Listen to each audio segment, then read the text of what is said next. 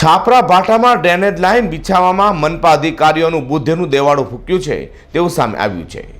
રસ્તાના લેવલ કરતાં 1 ફૂટ ઊંચાઈએ ડ્રેનેજ લાઇન બિછાવાઈ છે, જેથી 7 વર્ષથી રસ્તો બની શક્યો નથી। ચોમાસામાં પાણી ભરાતા રસ્તા પર કાદવ કીચડને કારણે સ્થાનિક રહીશો કંટાળી પણ ગયા છે।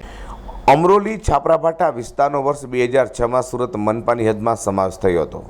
પંચાયત સમયમાં આ વિસ્તારમાં અનેક સોસાયટીઓ બની ગઈ હતી। આ સોસાયટીમાં વર્ષોથી પ્રાથમિક સુવિધા માટે રહીશો વલખા મારી રહ્યા છે। છાપરાભાટા વિસ્તારમાં પટેલ પાર્ક સોસાયટી પાસે સ્ટાર ગેલેક્સી એપાર્ટમેન્ટ આવેલું છે। સ્ટાર ગેલેક્સી એપાર્ટમેન્ટ પાસે ડ્રેનેજ વિભાગ દ્વારા વર્ષો પહેલાં ડ્રેનેજ લાઇન નાખવામાં આવી હતી। પંચાયત સામેની ડ્રેનેજની લાઇન નાની પડતી હોવાથી મોટી લાઇન નખાઈ હતી। સ્થાનિક લોકોએ જણાવ્યા અનુસાર મનપાના અધિકારીઓએ ડ્રેનેજ લાઇન નાખવામાં બુદ્ધિનું દેવાળું ફૂક્યું હતું। ડ્રેનેજ લાઇનના ભૂંગળા રસ્તાના લેવલથી 1 ફૂટ ઉપર નાખવામાં આવ્યા હતા।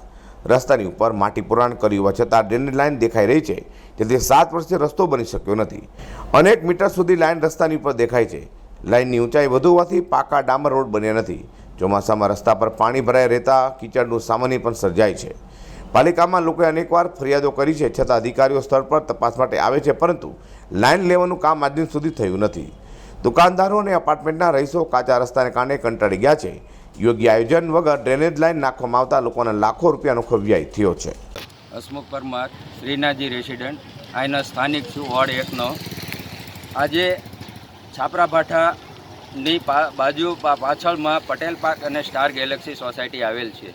આજે એસએમસીની અંદર હું 2017માં આ જગ્યાએ રહેવા આવ્યો ત્યારનું 24 કલાક અહીંયા ડેમેજ લાઇનનું પાણી નીકળતું હતું।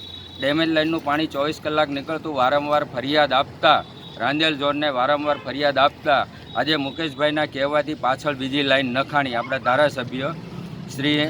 તો આ લાઈન જે અત્યારે બંધ છે કે ચાલુ છે એનો કોઈ ઉકેલ નથી। અહીંયા ચોમાસામાં કેટલી તકલીફ પડે છે। રોડથી 1 ફૂટ ડેમેજ લાઇનનું ભૂંગળું ઉપર છે, તો આ રોડથી ને 4 ફૂટ અંદર હોવું જોઈએ, એની જગ્યાએ આજે રોડથી 1 ફૂટ ઉપર ડેમેજ લાઇનનું ભૂંગળું છે। તો આમાં બુદ્ધિનું પ્રદર્શન કોનું છે? એસએમસી કર્મચારીઓનું કે કોન્ટ્રાક્ટ બેઝવાળાનું કે જેણે પ્લાન આપ્યો એનું?